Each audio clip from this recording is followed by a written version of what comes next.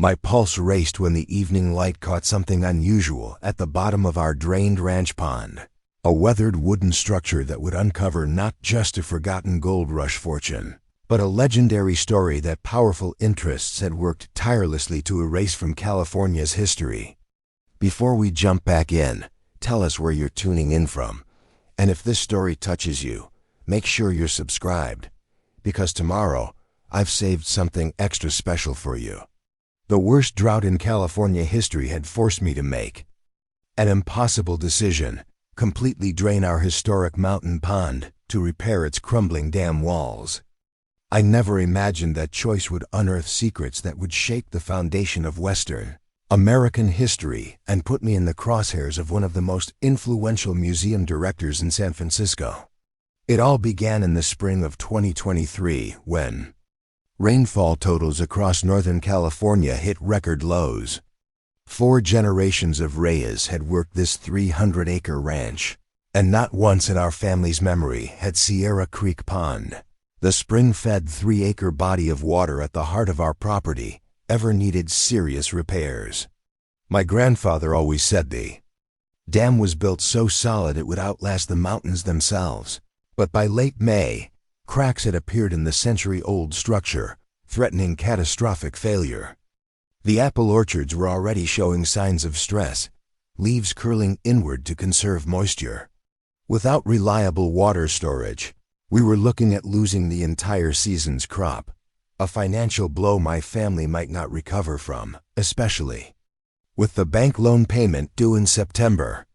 "Dad, we've got maybe 2 weeks before the dam becomes dangerous," my son Miguel said one evening as we stood at the pond's edge. Just 26 and fresh out of agricultural engineering school, he'd returned to help save the family ranch after my business partner passed last year. "The emergency reservoir is already low. We need to make a decision about Sierra Creek Pond." I nodded grimly. Sierra Creek Pond wasn't just water storage. It was the heart of our ranch, where my children had learned to swim, where we held family gatherings, where I'd built my first fishing boat with my father 30 years ago. But sentiment wouldn't save our orchards or prevent a dangerous dam failure. "Let's call Martinez tomorrow," I said, referring to our neighbor who owned the industrial pumps we'd made.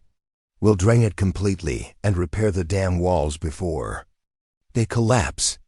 What we discovered the next morning changed those plans entirely. Martinez arrived with his equipment before sunrise, but as he surveyed the pond, his weathered face creased with concern. "Carlos, I don't think the dam is the only problem," he said, pointing to the center of the pond where unusual ripples had always indicated the underground spring. "No movement. I think the spring might be shifting. First time I've seen anything like this in 40 years. The implications hit me like a physical blow. Without the spring reliably feeding it, any repairs to Sierra Creek Pond might be pointless. We were looking at a devastating choice: attempt expensive repairs on a dam with a diminishing water source, or accept the pond's loss and focus on saving what we could of the orchard. After a long silence, I made the call. "Drain it completely. We'll assess the dam structure and the spring situation once we can see everything." Martinez's pumps roared to life, and I watched as pipes began carrying Sierra Creek Pond's precious water to our irrigation systems. By midday, the water level had dropped another 4 feet, revealing features of the pond bed I'd never seen before. Old tree stumps from before the pond's creation, the remains of a small dock my father had built in the 1980s, and peculiarly, what looked like the remnants of a wooden structure near the deepest part. "Dad, what's that?" Miguel asked, pointing to the emerging woodwork. "No idea," I admitted. "Been swimming in this pond my whole life and never felt anything like that down there." As the pumps continued their work through the afternoon, more of the structure became visible, what appeared to be the curved top of something large and purposefully built, protruding from decades of sediment. By evening, with the pond nearly empty save for a small pool in the center, we could see it clearly, the unmistakable shape of what looked like the top of a stagecoach. Its once grand wooden frame now darkened and partially collapsed, but still recognizable. This was deliberately buried here, Miguel said, carefully making his way across the muddy pond bed to examine it more closely. And look, there's something metallic inside it. That's when I saw it, the glint that would change everything. As the setting sun broke through the clouds, its rays caught something inside the stagecoach frame, sending a bright reflection back to us. Despite my exhaustion from a day spent rerouting irrigation systems, curiosity propelled me forward. Slipping and sliding through the mud, I joined Miguel at the strange structure. Together, we peered inside what was undoubtedly the remains of a 19th century stagecoach. In the murky water still pooled within, several metal boxes were visible, stacked against each other. "Is that what I think it is?" Miguel's voice trailed off as I reached down into the remaining few inches of water, my fingers closing around something solid and rectangular. As I lifted it from the mud, decades of sediment slid away, revealing a metal box about the size of a thick dictionary. Its once shiny surface had turned dark green with age and corrosion. Preparing and narrating this story took us a lot of time. So if you are enjoying it, subscribe to our channel. It means a lot to us. Now back to the story. Despite the deterioration, an insignia was still visible on its lid: Wells Fargo and Company, arranged in an ornate design. "Dad, this is from the gold rush era," Miguel whispered. "These are strong boxes." My hands trembled as I examined the box. It was heavy, sealed tight by time and the elements. A small keyhole suggested it had once been locked, but the mechanism had long since corroded. "Let's get it back to the house," I said, suddenly aware of how exposed we were in the open pond bed, visible from the county road that ran past our property. Something told me we needed to examine this find in private. Back in our kitchen, under the bright overhead lights, the box looked even more remarkable, clearly manufactured with precision, craftsmanship that had survived over 150 years underwater. Using a screwdriver and gentle pressure, I managed to pry the lid open with a sound like breaking glass as the corroded seal gave way. Inside, protected by what appeared to be layers of waxed canvas, were dozens of small leather pouches along with several folded documents. Carefully, I removed one pouch and loosened its drawstring. What poured into my palm made my breath catch: gleaming gold coins, their surfaces remarkably preserved, dating from the 1840s and early 1850s. "Oh my God," Miguel gasped, reading one of the unfolded documents. "Dad, this is a Wells Fargo manifest from 1857. He was right. The letter, dated March 1857, detailed the contents of a shipment heading from Sierra Nevada mining operations to San Francisco. Gold coins, raw gold, and banking documents worth a fortune, even in 1857 terms. As we gently examined more contents, our amazement grew. The stagecoach contained multiple strong boxes, each holding gold coins, raw gold nuggets, and documents detailing ownership and transport. "This isn't just some random lost shipment," I said, carefully returning a document to the box. "This looks like a major Wells Fargo transport that somehow ended up buried in what would later become our pond. Remember that history book about the lost Sierra shipments?" Miguel asked, holding up a gold coin to the light. Several major gold shipments disappeared during the height of the gold rush. Historians have been searching for them for generations. The implications slowly dawned on me. We might have stumbled upon a historically significant find, possibly one of the legendary lost shipments that had disappeared in the dangerous journey from the Sierra Nevada mountains to San Francisco. "We need to call someone," Miguel said. "A historian or museum or something." I nodded, but hesitation gripped me. This land had been in my family since 1904, nearly 50 years after the gold rush ended. The pond itself had been created by my great-grandfather, which meant he either discovered the stagecoach and built the pond over it, or, more likely, constructed it himself to hide something he'd found or acquired. Either way, this discovery was somehow connected to my family's history. Tomorrow, I decided. We'll reach out tomorrow. Tonight, let's document everything exactly as we found it. Take photos, make notes. I want to understand what we're dealing with before we involve outsiders. We stayed up until nearly dawn, carefully photographing each item and artifact, making detailed notes about their condition and apparent significance. The more we examined, the more extraordinary our find appeared. Beyond the gold and official papers, there were personal letters written by miners and company officials. One letter in particular caught my attention, written by a Wells Fargo agent named Thomas Blackwood to his supervisor, detailing concerns about highway agents, stagecoach robbers, operating along the Sierra route, and the decision to divert the scheduled transport via the northern pass to avoid interception. The letter was dated just 3 days before the manifest indicated the shipment should have arrived in San Francisco. According to historical records, it never did. As morning light filtered through our kitchen windows, Miguel and I sat surrounded by our careful documentation, both exhausted and exhilarated. "What do you think it's worth?" he asked quietly. The question carried weight beyond the obvious. Financial implications. If this was indeed one of the lost gold rush shipments, its historical value was immense. Museums would clamor for it. Historians would rewrite accounts of the dangerous gold transport routes, and the monetary value between the historic gold coins, raw gold, and the historic documents themselves could potentially solve our ranch's financial problems permanently. "I'm not sure," I answered honestly. "But before we do anything else, I want to check county records. I need to understand how this relates to our family." After a few hours of restless sleep, I drove to the county records office while Miguel stayed behind to monitor the pumping operations, which were still draining the last of the pond water to allow full access to the stagecoach remains. The elderly clerk, Mrs. Sandoval, had known my family for decades and greeted me warmly. "Carlos Reyes, twice in 1 year.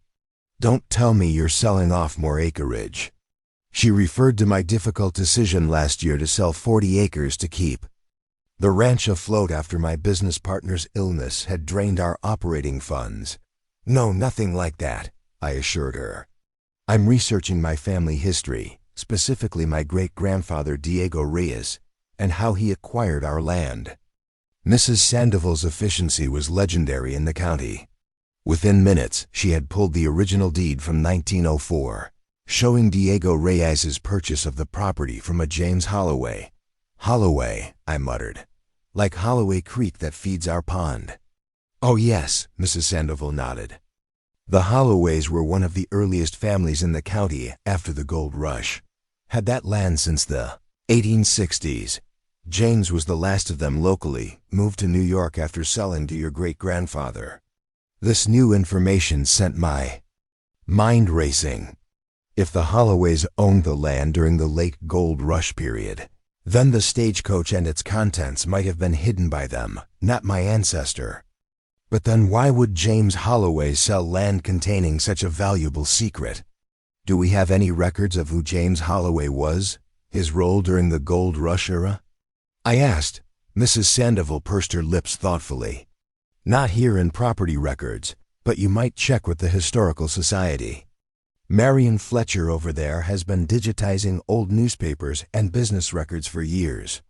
The Historical Society occupied a small Victorian house near the town square. Marion Fletcher, a retired librarian with a reputation for encyclopedic knowledge of local lore, welcomed my questions with academic enthusiasm. "Holloway, you say? Oh yes, prominent family. James Holloway's father was William Holloway, a banker and investor in several mining operations. Financially supported many of the early claims and transport companies. Quite substantial connections to Wells Fargo, according to records." She peered at me over her spectacles. "Any particular reason for your interest?" I'd prepared a cover Story, not ready to reveal our discovery. Just trying to understand the history of our ranch better. Found some old woodwork while dealing with the drought situation. Marion's eyes lit up. Woodwork on the Holloway property? That's fascinating. William Holloway was known to have connections to Wells Fargo officials. There were even rumors after the gold rush boom ended. Rumors? I prompted when she paused. Well, just local folklore really. During the height of the gold rush, several major shipments disappeared between the mining operations and San Francisco. Some suspected inside knowledge, given the precision of certain robberies. William Holloway's bank prospered considerably during a time when others struggled. She smiled. Finding anything interesting in your pond, Carlos? Her direct question caught me off guard. Just some old foundations, I replied carefully. Probably from a structure predating our ownership. Marion nodded, but something in her expression suggested she suspected there was more to my inquiry. Well, if you do find anything of historical significance, I hope you'll remember our little society here. Too many artifacts end up in private collections, lost to public knowledge. I thanked her and left, my mind whirling with implications. The connection to Wells Fargo through William Holloway provided context for our find, but it also raised new questions. If the Holloways had hidden a stolen Stagecoach shipment on their property, why would James sell the land? And did my great-grandfather know what lay beneath the water when he created Sierra Creek Pond? On the drive home, my phone rang, Miguel's number flashing on the screen. "Dad," his voice was tight with tension. "You need to get back here now. Someone called about the Stagecoach." "What? Who?" I demanded, accelerating. "A woman named Dr. Victoria Lang from the California Heritage Institute in San Francisco.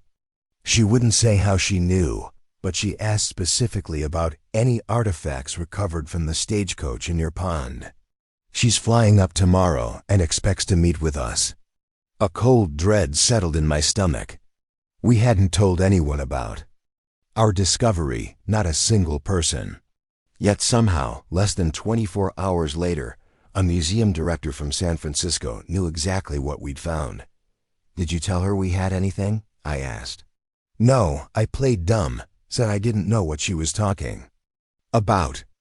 She just laughed and said it would be in everyone's best interest if we cooperated fully. Miguel paused. "Dad, she didn't sound like someone making a request. It sounded like a demand." As I pulled into our driveway 20 minutes later, a sleek black SUV with rental plates was already parked by our front porch. A tall, distinguished-looking woman in an expensive suit stood beside it, surveying our property with the confident air of someone accustomed to owning everything she saw. Dr. Victoria Lang had not waited until tomorrow. She was already here. And from her posture alone, I could tell this wasn't going to be a friendly visit. I parked and stepped out, noting the combination of disdain and eagerness in the woman's expression as she assessed me. Mud-stained jeans, work boots, and the weathered face of a rancher fighting to save his livelihood. "Mr. Reyes," she called out, not waiting for introductions, "I believe you have something that rightfully belongs in my museum." And just like that, I knew we were in trouble. The treasure from Sierra Creek Pond wasn't just a historical curiosity or potential financial windfall. It was already the center of a conflict I didn't yet understand, with players more powerful than I could have imagined. As I approached Dr. Lang, I became acutely aware of how vulnerable our discovery was. The boxes and their contents were still laid out on our kitchen table, protected by nothing more than the walls of our farmhouse and my determination to understand their significance before deciding their fate. "Dr. Lang," I responded, keeping my voice neutral, "you're earlier than expected, and I'm not sure what you're referring to." Her smile never reached her eyes. "Mr. Reyes, let's not waste each other's time. I know exactly what you found in that pond." She gestured toward the now empty basin visible from our driveway. "The Blackwood shipment has been the subject of historical inquiry for generations. Its sudden emergence on your property is fortuitous. The name sent a jolt through me. Blackwood, the same as the Wells Fargo agent who had written the letter about diverting the shipment. Lang knew precisely what we had found, down to specific details we ourselves had only discovered hours ago. "I'm afraid you have me at a disadvantage," I said carefully. "You seem to know a lot about my property, and what may or may not be on it. Mind telling me how that's possible?" Lang's expression hardened slightly. "The California Heritage Institute has been tracking the potential location of the Blackwood shipment for decades. We have resources dedicated to its recovery. When satellite imagery showed you draining a long-established pond during this drought, it aligned with certain historical records in our possession." Satellite imagery? The realization that we had been watched from above, our desperate attempt to repair our dam interpreted as a treasure hunt, was unsettling. Miguel appeared on the porch, his posture defensive. "Dad, everything okay?" "Dr. Lang was just explaining how she knew about our pond," I called back, not taking my eyes off the woman. "Perhaps we could continue this conversation inside," Lang suggested smoothly. "What I have to propose will be of considerable benefit to your situation." Her gaze swept meaningfully over our weathered farmhouse, the aging equipment visible in the barn, the stress-yellowed orchard beyond. I hesitated, then nodded.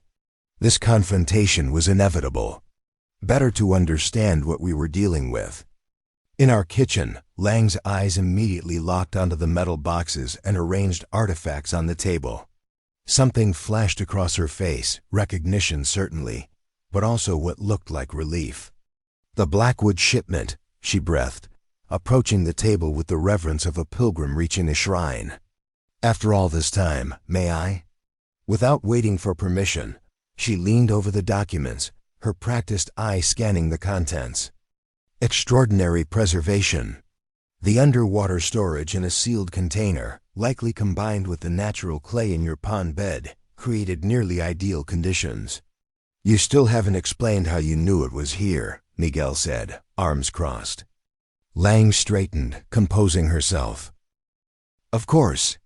The California Heritage Institute holds partial records from Wells Fargo's archives, including coded references to multiple shipments that disappeared during the gold rush. Most were eventually attributed to robberies. But the Blackwood shipment, referred to in the records only as the diverted cargo secured beneath Holloway's northern waters, remained elusive." She reached into her jacket and withdrew a folded document, spreading it on the table beside. "Our finds." It was a map, clearly old but well preserved, showing a county survey from 1860. A small mark labeled WF was visible in what I recognized as the approximate location of Sierra Creek Pond. "We've had researchers attempting to locate this site for generations," Lang continued, "but without access to private property, and with the creation of a pond sometime in the early 20th century, the trail went cold until the drought and your decision to drain the pond gave us the opportunity we've been waiting for. So what exactly do you want?"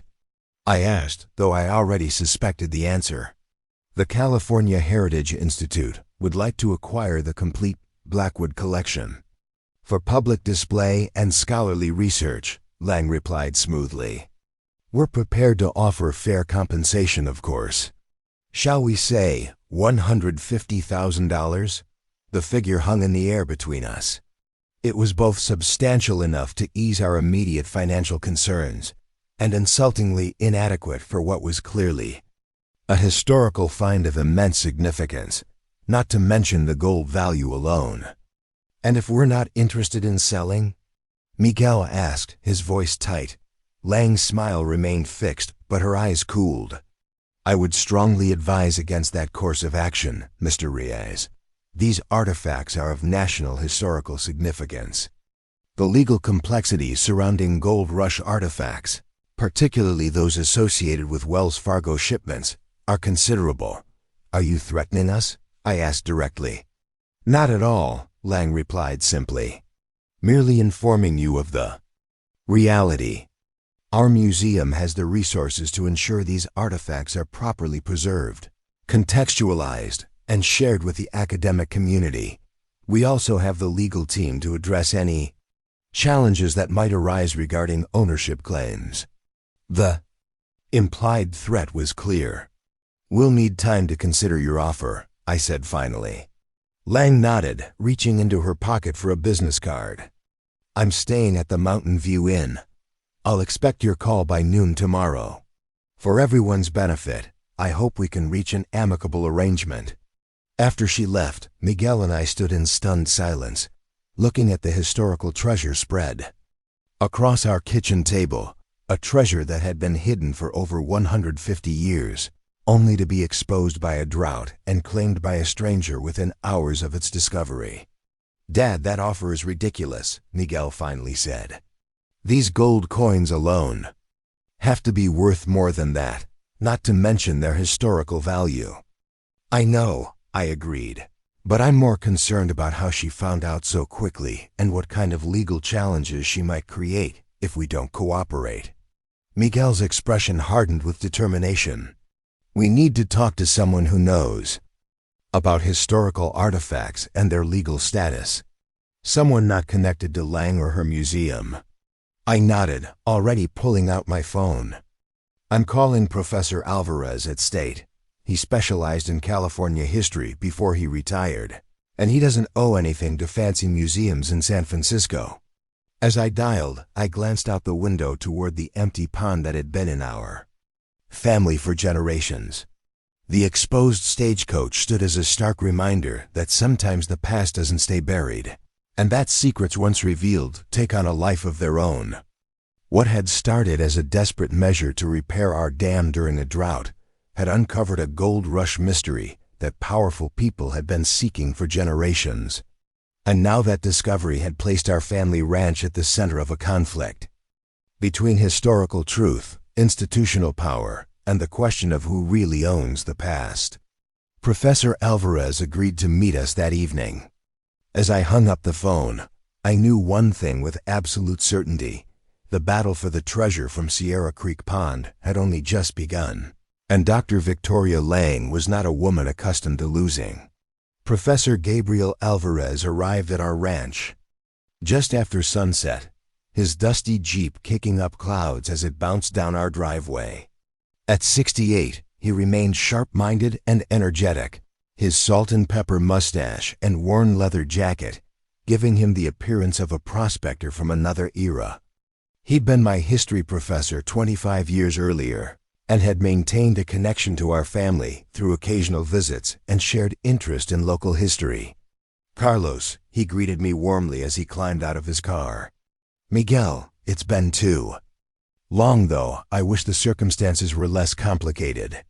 I'd given him only the barest details over the phone, enough to convey urgency without revealing exactly what we'd found. Now as we led him into the kitchen, where the artifacts remained spread across the table, his historian's composure momentarily faltered. "Dios mío," he whispered, approaching the table slowly. "Is that what I think it is?" "We believe it's part of the lost Blackwood shipment," Miguel explained, showing him the documents and coins. "Hidden in a stagecoach at the bottom of our pond for over 160 years. For nearly an hour, Gabriel examined the items with painstaking care, occasionally murmuring to himself or asking questions about their condition and discovery. Finally he sat back, removing his glasses to rub the bridge of his nose. "Carlos, Miguel, what you found here is historically priceless," he said gravely. "This isn't just a lost Wells Fargo shipment. This appears to be documentation of how certain banking interests were moving gold reserves during a critical period of California's development. The manifest shows this was government gold being transported during the most tumultuous period of the gold rush. This rewrites our understanding of how wealth was distributed during California's formative years. And about the legal status?" Miguel pressed. "Dr. Lang implied we might not have the right to keep these artifacts." Gabriel's expression darkened. "Victoria Lang, I know her by reputation. Brilliant curator, ruthless acquisitioner. She's built the California Heritage Institute's Gold Rush collection through methods that sometimes skirt ethical boundaries. But legally, I persisted. Gabriel sighed. It's complicated. Under normal circumstances, artifacts found on private property belong to the property owner. However, Gold Rush items, particularly Wells Fargo shipments, exist in a legal gray area. Some courts have ruled they're state property since they represent California's foundational period. So Lang could have a legal claim, I concluded grimly. She might attempt one, Gabriel acknowledged, though the fact that these items were deliberately hidden rather than lost in transit strengthens your position. What troubles me more is Lang showing up so quickly. It suggests she had prior knowledge. She mentioned satellite imagery, Miguel said. Gabriel frowned. Possible, but unlikely to be the whole story. The California Heritage Institute doesn't have its own satellites. Someone tipped her off, and specifically about this location. That thought had been nagging at me as well. Marion Fletcher at the Historical Society seemed particularly interested in what we might find in the pond. Gabriel's eyebrows rose. Fletcher? Interesting. She's been approached by major museums for consulting work before.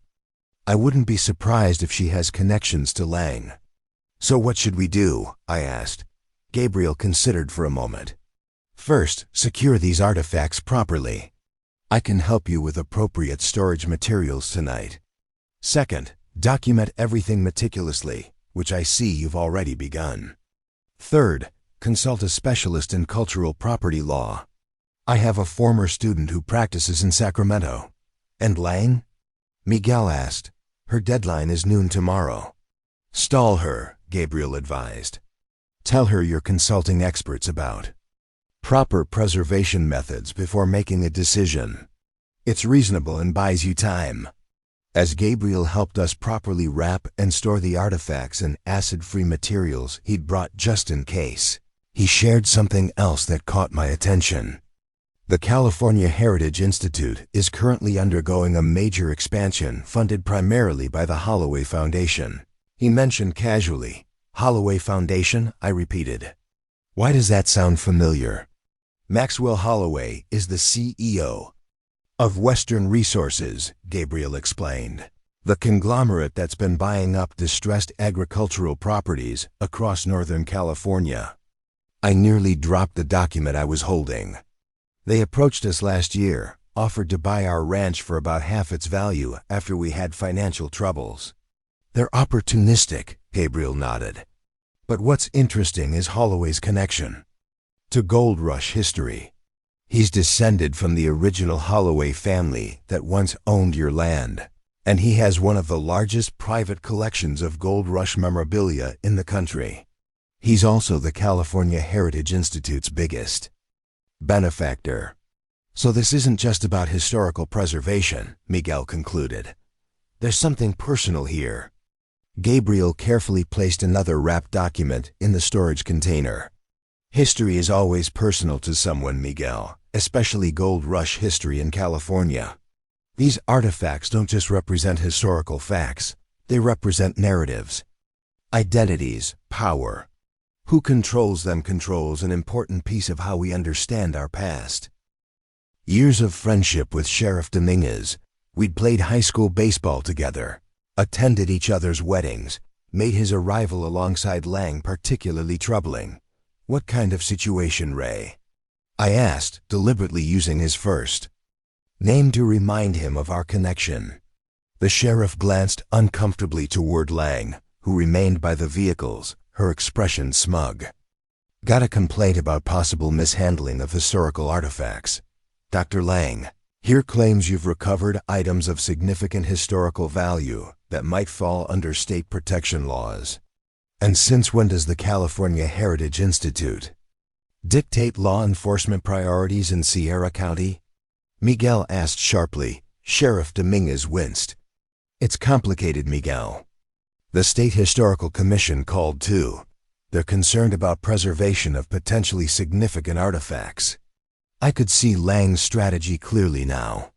She'd contacted state authorities, presenting herself as a concerned professional, while painting us as ignorant ranchers who might damage priceless historical items. It was clever, establishing herself as the responsible party while pressuring us through official channels. "We've done nothing wrong, Ray," I said firmly. "We found items at our private property. We're consulting with experts about their proper handling and historical significance." "That's exactly my concern," Lang interjected, approaching the porch uninvited. "The improper handling of historically significant artifacts by individuals without proper training or facilities. The California Heritage Institute simply wants to ensure these items are preserved for posterity." Sheriff Dominguez looked increasingly uncomfortable. "Carlos, nobody's accusing you of wrongdoing, but I do need to verify these items are being properly handled. There are protocols for finds of historical significance." I exchanged glances with Miguel, who gave me a subtle nod. This confrontation was inevitable. Better to manage it on our terms. "Come inside," I told the sheriff. "You can see everything we've found and how we're handling it. Dr. Lang can wait out here." "Mr. Reyes, as the museum's representative," Lang began to protest, "has no legal authority on my property," I finished firmly. "This is between me and the sheriff." Ray hesitated, then nodded. "That's fair, Carlos. Dr. Lang, please wait by your vehicle. I'll assess the situation first." Inside, I showed the sheriff the artifacts, now carefully wrapped in the acid-free materials Professor Alvarez had provided, stored in our fireproof safe. "Professor Alvarez helped us properly preserve everything," I explained, "and we've consulted with Isabella Cortez, a cultural property attorney, about the legal aspects. We're not being irresponsible, Ray." The sheriff examined the documents and artifacts with careful hands. "This is definitely significant, Carlos, but Lang made it sound like you were keeping historical treasures in a shoebox." "That's her strategy," Miguel said. "Paint us as ignorant and herself as the only responsible option." Sheriff Dominguez nodded slowly. "I know you folks. You wouldn't mishandle something important." He hesitated. "But there are state regulations about discoveries of this nature. You should notify the Historical Commission officially." "We already have," I replied, showing him copies of the letters Isabella had drafted. "We're also inviting proposals from multiple museums and research institutions, including the Smithsonian. We want to ensure these artifacts are handled properly and their story told completely, not controlled by any single institution with its own agenda." Relief washed over the sheriff's face. "That's good to hear. Makes my job easier." He glanced toward the window where Lang was visible pacing by her car. "Though I doubt she'd be satisfied." "Her satisfaction isn't our concern," Miguel stated firmly. "We're following the law and acting responsibly. That should be enough." Sheriff Dominguez replaced his hat. "It is for me. I'll inform Dr. Lang that I've verified the artifacts are being properly preserved, and that you've already contacted the appropriate authorities." He paused at the door. "Carlos, be careful. Lang has been making calls all over town. County commissioners, the mayor, even Judge Hernandez. She's building pressure." "Thanks for the warning, Ray," I said, walking him out. Outside, Lang's face tightened as the sheriff informed her that no action would be taken. When Sheriff Dominguez departed, Lang remained, her composure cracking. "Slightly. This is a serious mistake, Mr. Reyes," she said, voice cold. "The artifacts you found require professional conservation that only established institutions like ours can provide." "We've contacted several established institutions," I replied calmly, "including the Smithsonian. They'll all have equal opportunity to propose how they would handle these artifacts." Lang's eyes narrowed. "You're making a competitive bidding situation out of a critical historical discovery." "Not bidding," Miguel corrected. "We're requesting comprehensive proposals for conservation, research, and public education. Financial compensation is only one factor we'll consider. A clever approach, Lang acknowledged with grudging respect, but naive. The process you're suggesting will take months. Meanwhile, these artifacts risk deterioration. And your ranch, she glanced meaningfully at our fields, continues facing financial pressures from this devastating drought. I refused to show how deeply her veiled threat struck home. We'll manage our ranch, you manage your museum. Lang straightened her jacket. My offer remains open for another 12 hours. After that, I'm afraid the California Heritage Institute will need to pursue other avenues to secure these artifacts for proper preservation. After she left, Miguel and I reinforced the locks on our doors and took turns keeping watch through the night. Around 3 a.m., during my shift, I noticed movement near the empty pond. A flashlight beam sweeping across the stagecoach remains. Grabbing my own flashlight and the unloaded shotgun, I headed out cautiously. 2 men in dark clothing were examining the stagecoach structure, taking photographs. When my flashlight caught them, they froze momentarily, then hurried away toward a vehicle parked on the county road. I couldn't identify them in the darkness, but their presence confirmed Lang wasn't above sending people to trespass on our property. By morning, we'd implemented additional security measures, motion sensor lights around the house and barn, wildlife cameras borrowed from our neighbor Martinez, positioned strategically around the property. It felt excessive for a family ranch, but the treasure from Sierra Creek Pond had changed everything. Professor Alvarez arrived mid-morning with encouraging news. The State Historical Commission is sending a representative tomorrow, he announced. Isabella's letters created quite a stir. They're intrigued by the potential historical significance. And legally? I asked. The Commission's involvement strengthens your position considerably. They'll likely place a temporary protection order on the artifacts while their significance is evaluated. That prevents Lang or anyone else from making unilateral claims. What about our proposal strategy? Miguel asked. Already generating interest, Gabriel confirmed. I've received calls from colleagues at the Smithsonian and the Gold Rush Institute. Word travels fast in academic circles. As we discussed. Next steps, my phone rang, a local number I didn't recognize. Mr. Reyes, this is Jennifer Olson from the Sierra County Chronicle. We're running a story about the significant gold rush discovery on your property. Would you care to comment? My stomach tightened. May I ask how you learned about this? Dr. Victoria Lang from the California Heritage Institute contacted us. She expressed concern about the preservation of historically significant artifacts recovered from your ranch pond. Lang was escalating again, taking the story public to increase pressure. I caught Gabriel's eye and put the call on speaker. Ms. Olson, I replied carefully, my family has indeed made a discovery of potential historical significance on our property. We're working with historians, legal experts, and the State Historical Commission to ensure proper handling and preservation. Beyond that, I'd prefer not to comment until experts have evaluated the find. Dr. Lang claims the artifacts are part of a lost Wells Fargo shipment and may qualify as state property. Any response to that assertion?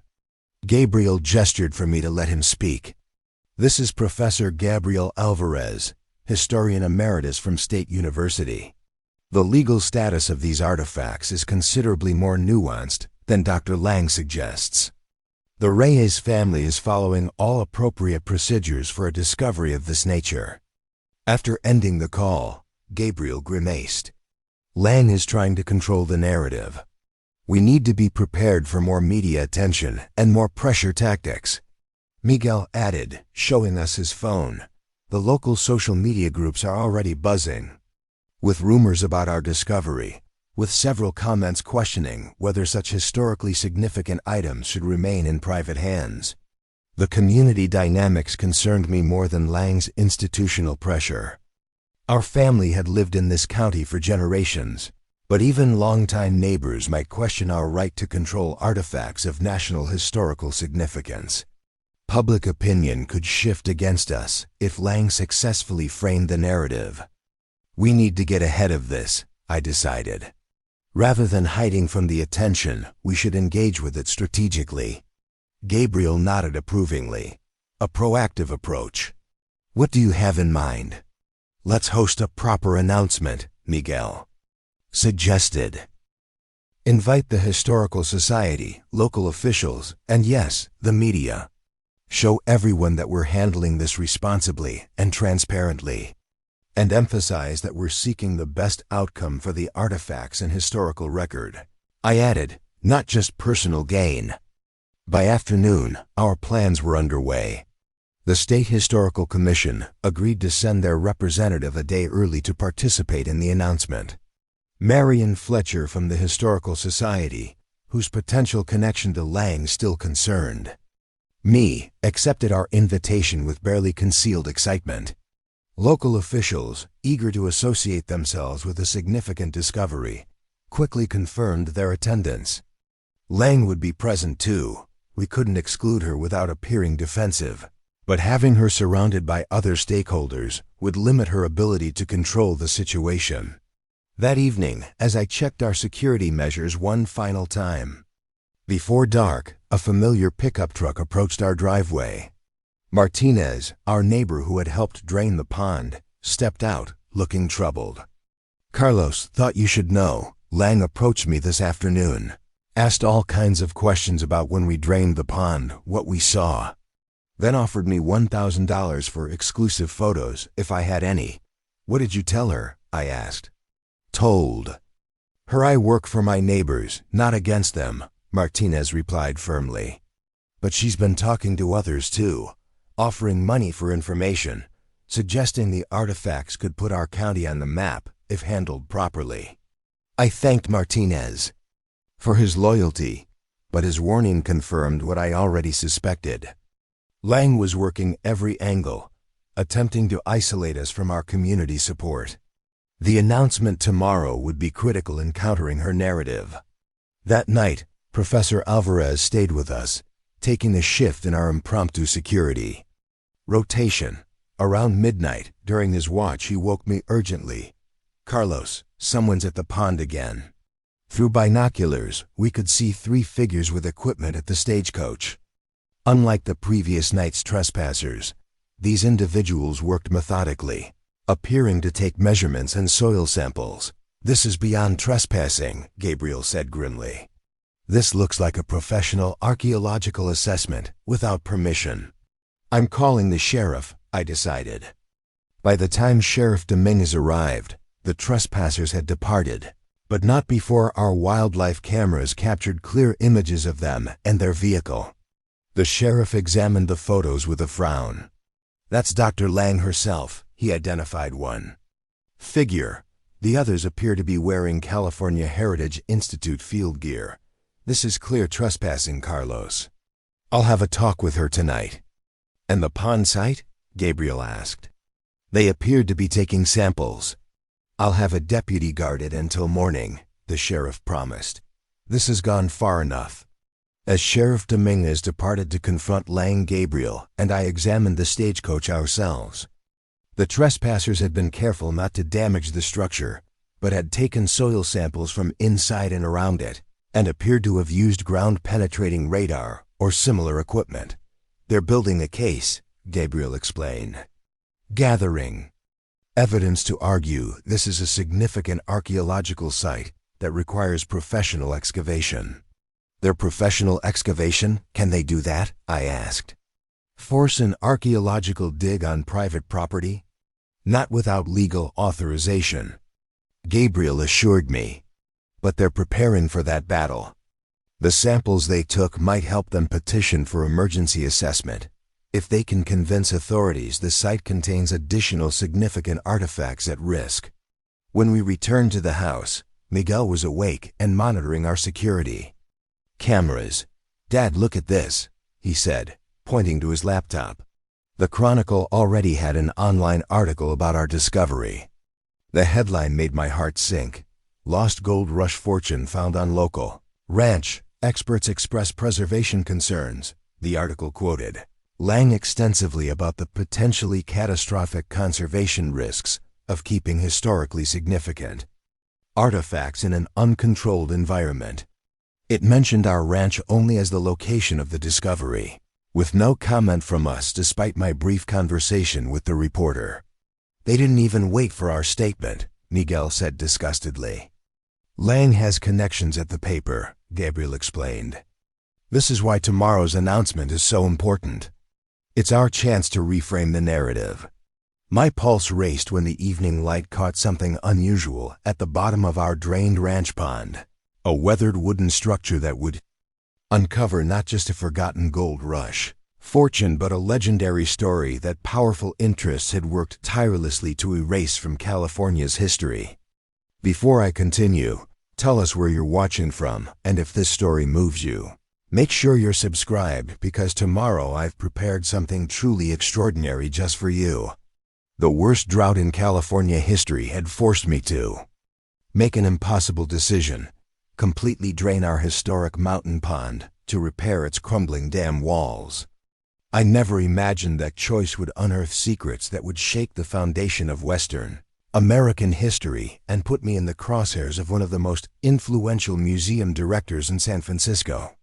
It all began in the spring of 2023 when rainfall totals across Northern California hit record lows. 4 generations of Reyes had worked this 300-acre ranch, and not once in our family's memory had Sierra Creek Pond, the spring-fed 3-acre body of water at the heart of our property, ever needed serious repairs. My grandfather always said the dam was built so solid it would outlast the mountains themselves. But by late May, cracks had appeared in the century-old structure, threatening catastrophic failure. The apple orchards were already showing signs of stress, leaves curling inward to conserve moisture. Without reliable water storage, we were looking at losing the entire season's crop, a financial blow my family might not recover from, especially with the bank loan payment due in September. "Dad, we've got maybe 2 weeks before the dam becomes dangerous," my son Miguel said one evening as we stood at the pond's edge. Just 26 and fresh out of agricultural engineering school, he'd returned to help save the family ranch after my business partner passed last year. "The emergency reservoir is already low. We need to make a decision about Sierra Creek Pond." I nodded grimly. Sierra Creek Pond wasn't just water storage. It was the heart of our ranch, where my children had learned to swim, where we held family gatherings, where I'd built my first fishing boat with my father 30 years ago. But sentiment wouldn't save our orchards or prevent a dangerous dam failure. "Let's call Martinez tomorrow," I said, referring to our neighbor who owned the industrial pumps we'd need. "We'll drain it completely and repair the dam walls before they collapse." What we discovered the next morning changed those plans entirely. Martinez arrived with his equipment before sunrise, but as he surveyed the pond, his weathered face creased with concern. "Carlos, I don't think the dam is the only problem," he said, pointing to the center of the pond where unusual ripples had always indicated the underground spring. No movement. "I think the spring might be shifting. First time I've seen anything like this in 40 years. The implications hit me like a physical blow. Without the spring reliably feeding it, any repairs to Sierra Creek Pond might be pointless. We were looking at a devastating choice: attempt expensive repairs on a dam with a diminishing water source, or accept the pond's loss and focus on saving what we could of the orchard. After a long silence, I made the call. "Drain it completely. We'll assess the dam structure and the spring situation once we can see everything." Martinez's pumps roared to life, and I watched as pipes began carrying Sierra Creek Pond's precious water to our irrigation systems. By midday, the water level had dropped another 4 feet, revealing features of the pond bed I'd never seen before.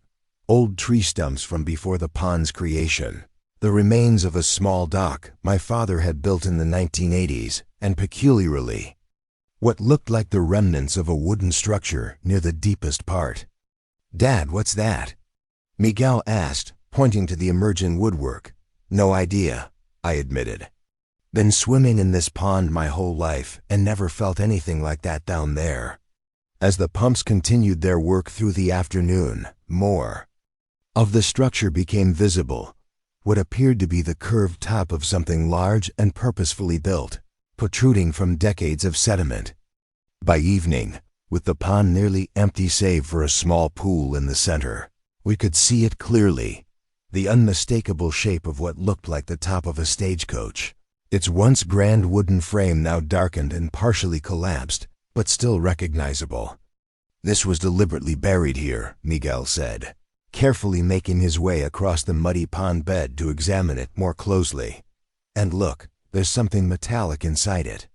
That's when I saw it, the glint that would change everything. As the setting sun broke through the clouds, its rays caught something inside the stagecoach frame, sending a bright reflection back to us. Despite my exhaustion from a day spent rerouting irrigation systems, curiosity propelled me forward. Slipping and sliding through the mud, I joined Miguel at the strange structure. Together, we peered inside what was undoubtedly the remains of a 19th-century stagecoach. In the murky water still pooled within, several metal boxes were visible, stacked against each other. "Is that what I think it is?" Miguel's voice trailed off as I reached down into the remaining few inches of water, my fingers closing around something solid and rectangular. As I lifted it from the mud, decades of sediment slid away, revealing a metal box about the size of a thick dictionary. Its once shiny surface had turned dark green with age and corrosion. Despite the deterioration, an insignia was still visible on its lid: Wells Fargo and Company, arranged in an ornate design. "Dad, this is from the gold rush era," Miguel whispered. "These are strong boxes." My hands trembled as I examined the box. It was heavy, sealed tight by time and the elements. A small keyhole suggested it had once been locked, but the mechanism had long since corroded. "Let's get it back to the house," I said, suddenly aware of how exposed we were in the open pond bed, visible from the county road that ran past our property. Something told me we needed to examine this find in private. Back in our kitchen, under the bright overhead lights, the box looked even more remarkable, clearly manufactured with precision, craftsmanship that had survived over 150 years underwater.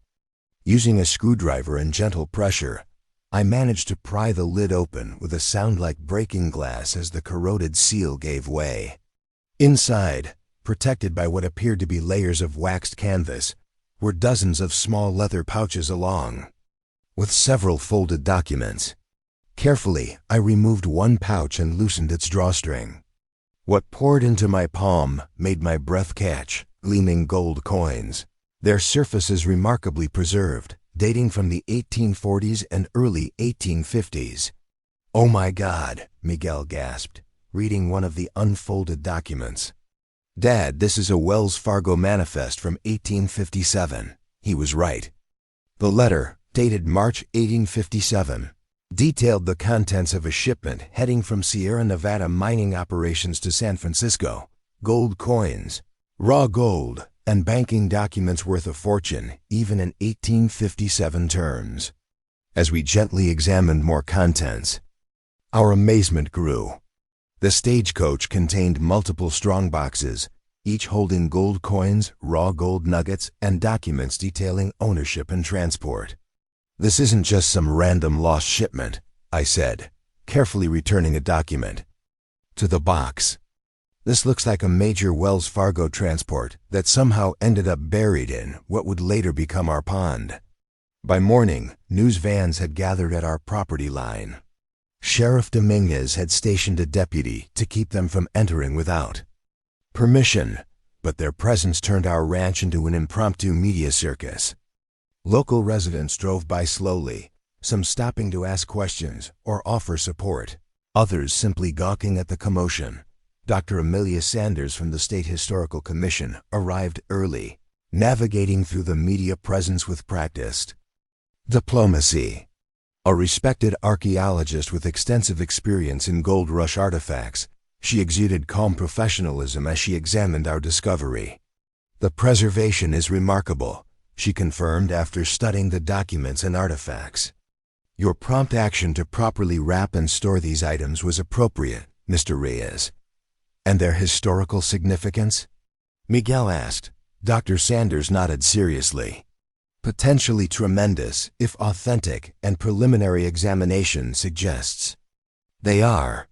These documents provide unprecedented insight into how Wells Fargo was moving gold during a critical period of California's development. The financial instruments and personal correspondence add important context to our understanding of banking operations during the gold rush. Her official assessment provided crucial validation just hours before our public announcement. When Marion Fletcher arrived representing the Historical Society, she carried a stack of research materials. "I've been comparing your discovery to our county records," she explained excitedly. "William Holloway's correspondence mentions a secure repository for valuable transit items constructed on his property in April 1857. The timing aligns perfectly with your artifacts." I studied Marion carefully, still uncertain of her potential connection to Lang. "Did you mention our pond to anyone after I visited you, Miss Fletcher?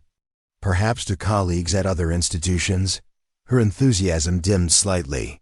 "I may have consulted with some experts about the historical significance of potential finds in that location. Purely academic interest, you understand, including Dr. Lang?" Gabriel asked directly. Marion's discomfort confirmed our suspicions. "Victoria and I occasionally consult on research. I mentioned your inquiries about the Holloway property, yes. I had no idea she would arrive so quickly or act so aggressively. I couldn't blame her entirely. Academic networks operated on shared information, and she couldn't have anticipated Lang's tactics. Still, her admission explained how Lang had known so precisely what we'd found and where. As noon approached, we prepared for the announcement. The media presence had grown to include regional television stations. Local officials arrived in their Sunday best, eager to appear on camera with the historic discovery. Even the county's state representative had made an appearance. Sensing a photo opportunity, Dr. Lang arrived last, her expression tightly controlled as she surveyed the gathering crowd. Sheriff Dominguez moved discreetly to her side, quietly informing her of the trespassing complaint filed against her and her team. Lang showed no visible reaction, maintaining the composure of a distinguished professional among colleagues. I had prepared remarks with Gabriel and Isabella's help, focusing on responsible stewardship and a collaborative approach rather than ownership claims. As I stepped forward to address the assembled crowd and cameras, I felt the weight of the moment. A fourth-generation rancher suddenly thrust into managing a nationally significant historical discovery. "Good afternoon," I began.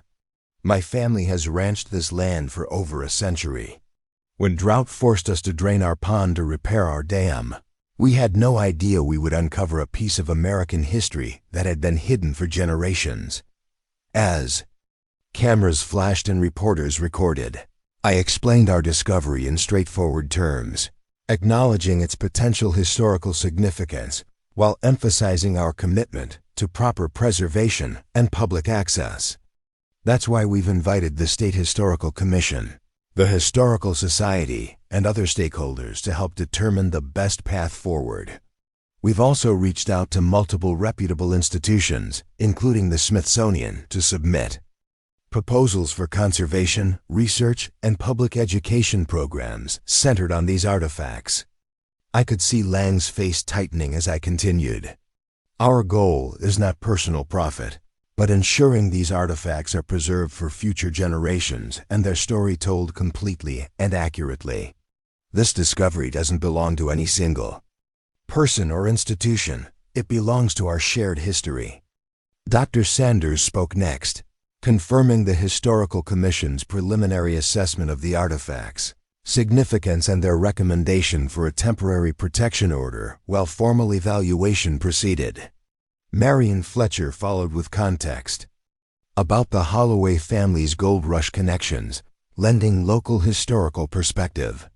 When Lang finally stepped forward, her remarks were carefully measured, the consummate professional concerned only with preservation and scholarship. The California Heritage Institute commends the Reyes family for their discovery and their stated commitment to proper stewardship.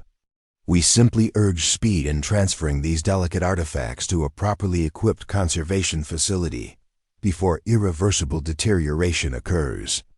The implied criticism was subtle but clear. We were still risking the artifacts by keeping them on our ranch, regardless of our intentions. I watched reporters noting her comment, some nodding in apparent agreement.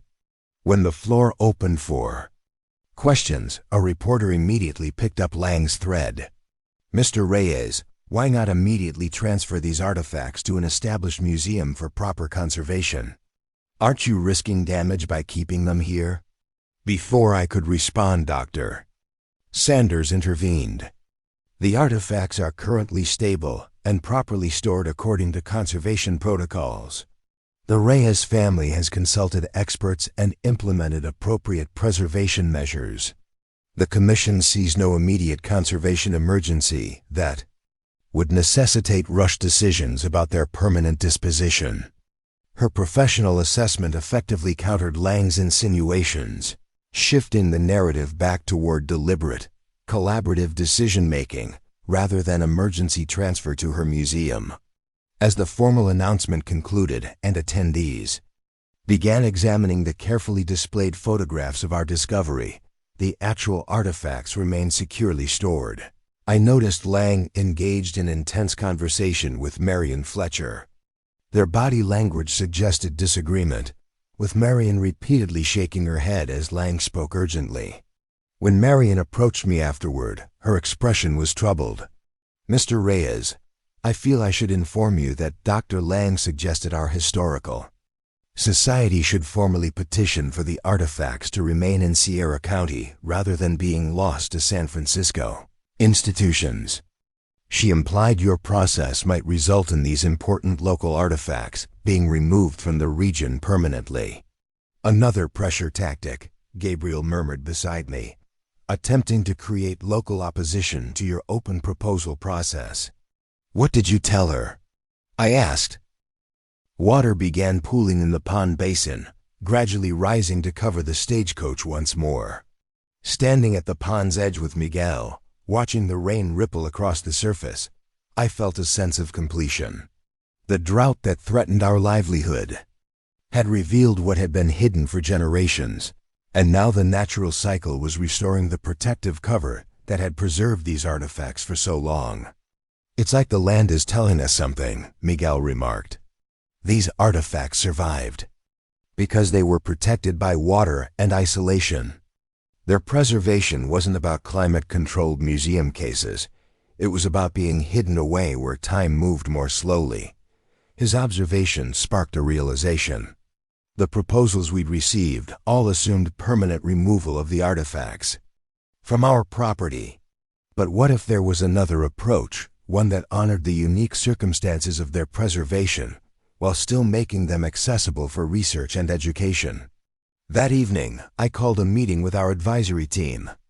Gabriel, Isabella, Dr. Sanders, Marion, and now Jonathan Holloway, who had remained in the area to assist with the evaluation process. "What if we create something entirely new?" I proposed. "Not just choosing between existing institutions, but establishing a new model for historical stewardship."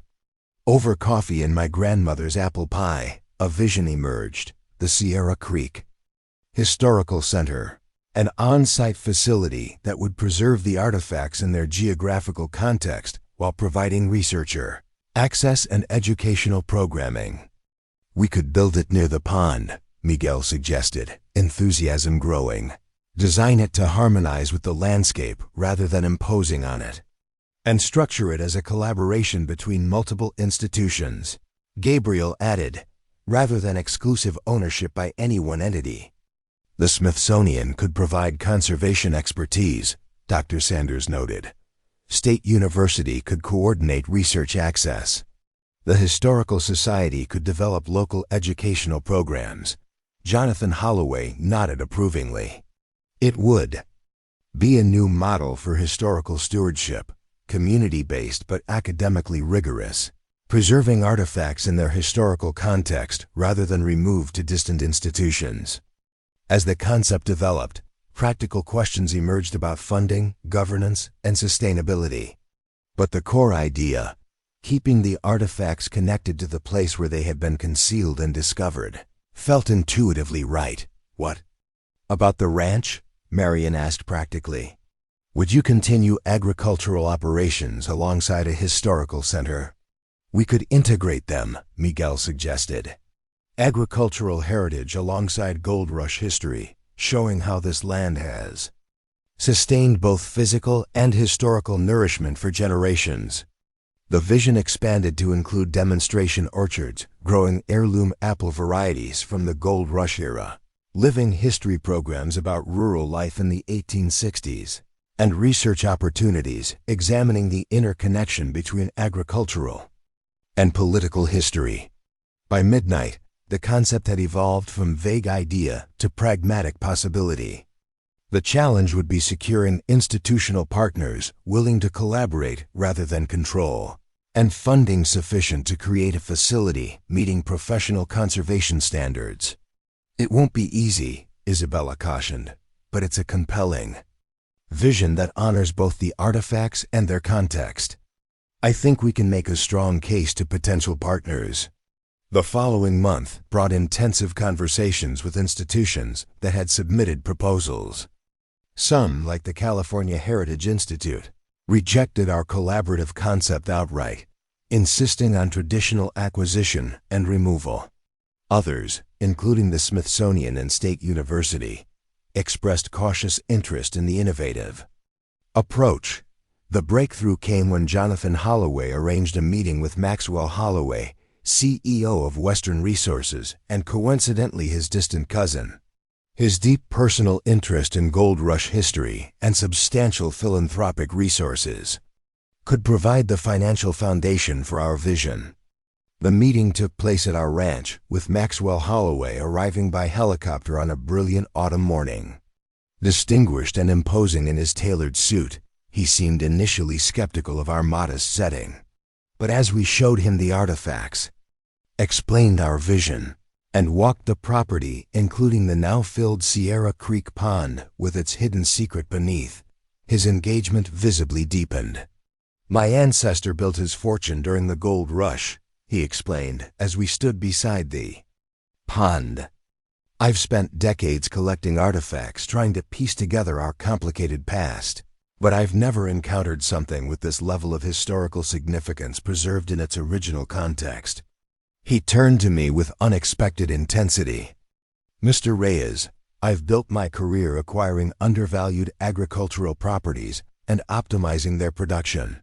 When I look at your ranch, I see inefficiencies, outdated methods, limited yield potential. I tensed, sensing the conversation shifting toward a purchase offer, but he continued in a different direction. But I also see something my corporate acquisitions lack: continuity, connection, meaning. Your family has maintained this land through drought and hardship, boom and bust, for 4 generations. That persistence has preserved not just a ranch, but a piece of history that might otherwise have been lost. He gestured toward the pond. You could have sold these artifacts to the highest bidder. Instead, you're proposing a model that prioritizes historical integrity and community access over institutional prestige or private profit. That's unexpected and rather admirable. 2 weeks later, the Maxwell Holloway Foundation announced a $12 million grant to establish the Sierra Creek Historical Center as a collaborative institution devoted to preserving and interpreting the Blackwood collection in its historical context.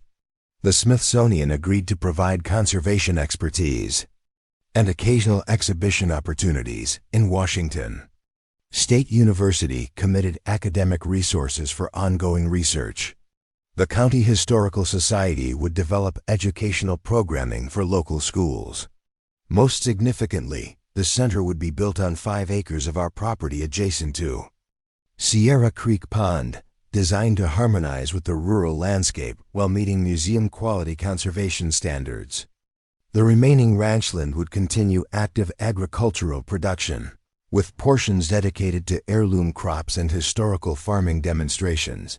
Dr. Lang made one final attempt to intervene, offering a substantially increased acquisition offer directly to me. When I declined, explaining our alternative vision was already moving forward, her professional composure finally cracked. "You're making a serious mistake," she warned. "These artifacts belong in an established institution, with proper facilities and qualified personnel, not some rural vanity project." "They belong where they can best tell their story," I replied. "And that story is inseparable from this land and the people who've stewarded it." She departed visibly frustrated, but the California Heritage Institute eventually adjusted to the new reality. 6 months later, they requested research access to the collection, a request we gladly granted as part of our commitment to making the artifacts accessible to serious scholars, regardless of institutional affiliation.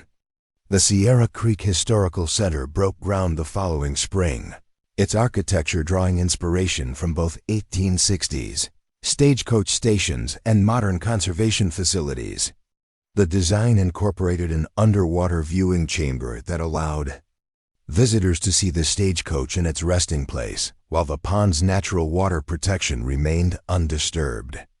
Miguel took the lead in developing the center's agricultural programs, combining his modern training with historical research to demonstrate how farming practices had evolved over generations, while maintaining essential connections to the land.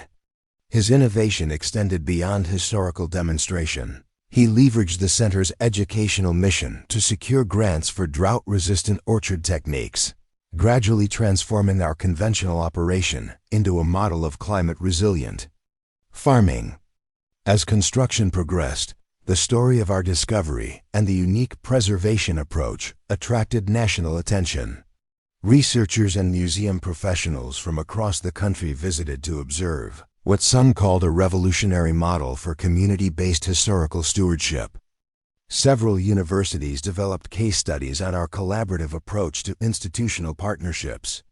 On the center's opening day, 2 years after the drought had first revealed the treasure beneath Sierra Creek Pond, visitors from across the country gathered to witness something new in historical preservation.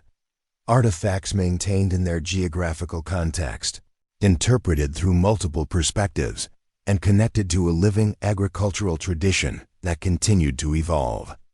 Standing at the podium to deliver opening remarks, I looked out at the assembled crowd, historians and farmers, local families and distant researchers, united by interest in a story that had remained hidden beneath water for over 160 years. "History doesn't belong to institutions," I began. "It belongs to all of us, to study, to question, to learn from." The treasure from Sierra Creek Pond isn't just gold and documents. It's a reminder that our past remains present beneath the surface of our daily lives, waiting to be discovered when circumstances align.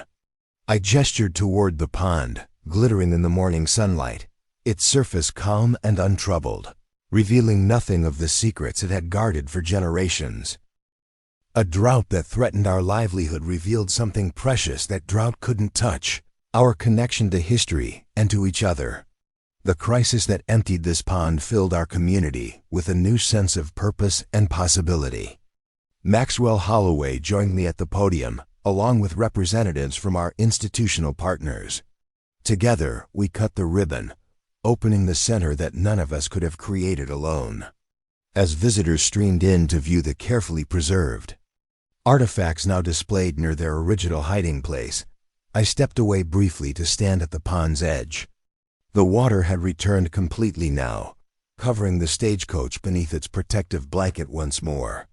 From the surface there was no indication of what lay below, just as there had been no visible sign all those years before the drought revealed its secret. Miguel joined me, his expression thoughtful as he gazed across the water. "Do you ever wonder if there's more down there?" he asked. "Other secrets we haven't found yet?" I considered the question, watching ripples spread across the pond's surface where a fish had jumped. "Probably," I acknowledged. "But that's true of any piece of land with history. The past doesn't disappear. It just waits to be rediscovered when the time is right." He nodded, then smiled. "Mom would have loved seeing all this, the ranch thriving in a new way, history and agriculture supporting each other." "She would." I agreed, feeling my late wife's presence in this moment of transformation. She always said crisis and opportunity were two sides of the same coin. As we turned back toward the center, where visitors now engaged with history, made tangible and accessible, I reflected on how much had changed since that desperate decision to drain Sierra Creek Pond, what had begun as a last-ditch effort to repair our dam had evolved into something far more significant, not just the discovery of artifacts, but the creation of a new model for preserving them that honored both their historical importance and their geographical context. The California Heritage Institute had not secured the Blackwood Collection as Lang had intended. Instead, the Blackwood Collection had transformed how historical artifacts could be preserved and shared, not isolated in distant institutions, but maintained within their community and landscape, accessible to all who sought to understand their story. The drought that had threatened everything we valued had ultimately revealed something more precious than we could have imagined. Not just historical artifacts, but a new vision of how the past and present could coexist, each enriching the other in an endless cycle of revelation and renewal. As rain clouds gathered on the horizon, promising nourishment for our orchards and replenishment for Sierra Creek Pond, I felt a profound sense of completion. The treasure revealed by drought would continue telling its story long after we were gone, preserved not just by conservation techniques, but by its connection to this land and the community that had become its steward. In the end, the true value of what we discovered lay not in its monetary worth, but in how it had transformed our understanding of stewardship, of land, of history, and of the communities that give both their meaning. The drought had ended, the pond had refilled, but the revelation it brought had only begun to spread its ripples through our lives and beyond. The first year after the Sierra Creek Historical Center opened exceeded all expectations. Visitor numbers were triple our projections, with tour buses arriving daily from Sacramento and San Francisco. Research requests flooded in from universities across the country. The center had created 27 new jobs in our small community, from tour guides to conservation specialists. Even more importantly, it had sparked a renewed sense of pride and purpose in a rural area that had been slowly declining for decades. But success brought its own challenges. As I walked the grounds one morning, inspecting the latest expansion of our heritage orchard, I noticed a group of students gathered by the pond's viewing chamber. Their teacher, a young woman with animated gestures, was explaining how Wells Fargo's Stagecoach routes had transformed California's economy during the gold rush. What struck me wasn't just her enthusiasm, but the way she connected the artifacts to the living landscape around them, pointing to distant mountains where gold had been discovered. Explaining how our orchard's heritage apple varieties were descendants of trees planted by early settlers, showing how the past lived on in the present. This was exactly what we had hoped for when we rejected institutional isolation for community integration.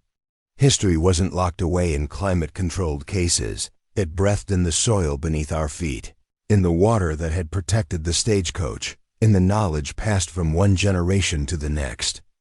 Later that afternoon, I met with Miguel and our center director, Dr. Alina Vargas, a brilliant historian who had left a prestigious university position to join our revolutionary experiment, as she called it. The Board of Regents is considering our proposal for the educational expansion, she reported, excitement evident in her voice. With the Holloway Foundation matching funds, we could break ground on the Learning Center by spring. Miguel spread architectural drawings across the table, plans for a building that would house classrooms, a research library, and interactive exhibits designed to make Gold Rush history accessible to children and adults alike. We've incorporated sustainable features throughout, he explained, pointing to solar arrays and rainwater collection systems. The building will generate more energy than it uses and serve as a demonstration project for green architecture in rural communities. Dr. Vargas nodded approvingly. The educational programming will follow the same principle: sustainability through connection. Every module links historical understanding to contemporary challenges, showing how the past informs our approach to the future. As they discussed details, I found myself reflecting on the remarkable journey that had brought us here. 3 years ago, facing drought and financial pressure, I had seen no future beyond survival, hanging on to the ranch for one more season, one more year. Now we were planning decades ahead, creating something that would outlast all of us. The drought that had threatened everything had become the catalyst for unexpected renewal. By forcing us to drain the pond, it had revealed not just historical artifacts, but possibilities we never would have imagined. That evening I received an unexpected visitor. Dr. Victoria Lang's sleek car pulled up our driveway, just as the setting sun cast long shadows across the property. I hadn't seen her since the center's opening, which she had declined to attend despite receiving an invitation. "Mr. Reyes," she greeted me with professional courtesy as she stepped from her vehicle. "I hope I'm not intruding." "Not at all," I replied, curious about her sudden appearance. "What brings you to Sierra Creek?" She gazed past me toward the historical center, its modern interpretation of traditional architecture blending harmoniously with the landscape. "Professional interest," she admitted. "The California Heritage Institute is reevaluating its approach to site-specific collections. Your innovative model has generated considerable discussion in museum circles." I offered her a tour, which she accepted with a nod. As we walked the grounds, her critical eye taking in every detail, I sensed a shift in her perspective. The defensiveness that had characterized our earlier interactions had given way to something more contemplative. In the conservation lab, she examined our preservation protocols with professional scrutiny, occasionally making notes. In the exhibition space, she lingered over the artifacts, displayed alongside oral histories from local families whose ancestors had lived through the Gold Rush era. "You've achieved something remarkable here," she finally acknowledged as we stood by the underwater viewing chamber, the stagecoach visible in the illuminated depths. "Integration without compromise. The artifacts are preserved to museum standards, but they remain connected to their context in ways I wouldn't have thought possible." "It required rethinking traditional assumptions," I replied. "About institutions, about expertise, about the relationship between past and present." She nodded slowly. "The California Heritage Institute has been operating under a 19th century model in a 21st century world. Perhaps it's time for us to evolve as well." As she prepared to leave, Lang handed me a formal envelope. "A proposal," she explained. "Not for acquisition this time, but for collaboration. My board has authorized me to discuss the possibility of establishing a joint research initiative between our institutions." The document outlined a partnership that would bring the California Heritage Institute's considerable resources and expertise to Sierra Creek, while respecting our community-based approach. It was, essentially, an acknowledgement that our model had merit, that even the most established institutions could learn. From innovation born of necessity. "We'll consider it carefully," I promised, and she departed with a professional handshake that carried none of the tension of our previous encounters. The following morning, I shared Lang's proposal with our advisory board. The discussion was thoughtful, considering both opportunities and risks. By afternoon, we had drafted a conditional acceptance that protected our core principles while opening the door to meaningful collaboration. As word spread of this unexpected alliance, other institutions reached out with similar proposals. The Sierra Creek model was no longer seen as a curious experiment, but as a potential template for reimagining how historical artifacts could be preserved and interpreted. 6 months later, we hosted the first International Symposium on Community Heritage Preservation, bringing together museum professionals, academic historians, and local stakeholders from across the world. For 3 days, our small rural center became the focal point for global discussions about the future of historical stewardship. On the symposium's final evening, standing on the observation deck overlooking Sierra Creek Pond, I found myself in conversation with an elderly Japanese museum director who had traveled from Kyoto to see our operation firsthand. "In my country," he told me, "we have a concept called Shizen to Tomoni Ikaru, living together with nature. You have created something similar here, but perhaps it is Rikishi to Tomoni Ikaru, living together with history." His observation captured precisely what we had been trying to achieve, not preserving history as something separate and distant, but integrating it into the living community, allowing past and present to nourish each other. The drought's 5th anniversary arrived with a community celebration that brought together everyone who had contributed to the center's success, from local schoolchildren who had participated in oral history projects to international researchers who had studied our artifacts. Miguel had prepared a special exhibit for the occasion, documenting the center's evolution from crisis response to global model. Photographs showed the empty pond, the exposed stagecoach, the legal battles, the construction process, and finally the thriving institution that had emerged from it all. "From Drought to Abundance," read the exhibit's title, perfectly capturing our journey. As the celebration continued into evening, I slipped away briefly to visit Sierra Creek Pond, now full and peaceful in the gathering dusk. The underwater lights illuminated the stagecoach in its resting place, a silent witness to history's long arc. I remembered standing here 5 years ago, facing what seemed like insurmountable challenges: a failing dam, a dying orchard, financial pressures that threatened generations of family stewardship. The drought had stripped away every certainty, leaving only questions and fears. Yet in that moment of greatest vulnerability, when everything familiar had been drained away, something extraordinary had been revealed, not just gold and artifacts, but a deeper understanding of what it means to be connected to a place and its stories. The drought had taught us that sometimes we must empty ourselves of old assumptions before new possibilities can emerge.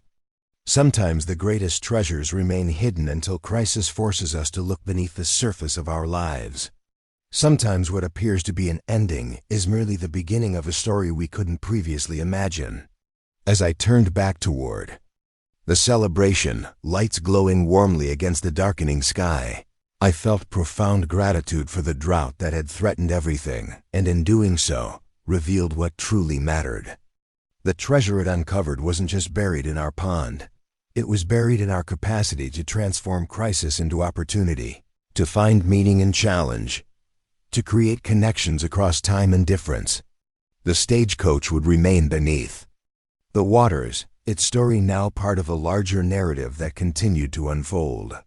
The drought had ended, but its gift remained, the understanding that our greatest resources often lie hidden until difficulty reveals them, that what seems like scarcity can become the source of unexpected abundance. In the end, the true treasure wasn't gold or artifacts or even the successful center that had emerged from their discovery. It was the revelation that even in our most barren seasons, something precious waits beneath the surface, if only we have the courage to drain away the familiar and face what lies revealed in the emptiness. The real gold rush fortune wasn't what the stagecoach had carried, but what its discovery had created: a community renewed, a history reclaimed, a future reimagined. The drought had taken much, but it had given more the chance to build something that would nourish generations to come, a legacy more valuable than any gold that Wells Fargo ever transported through the mountains of California.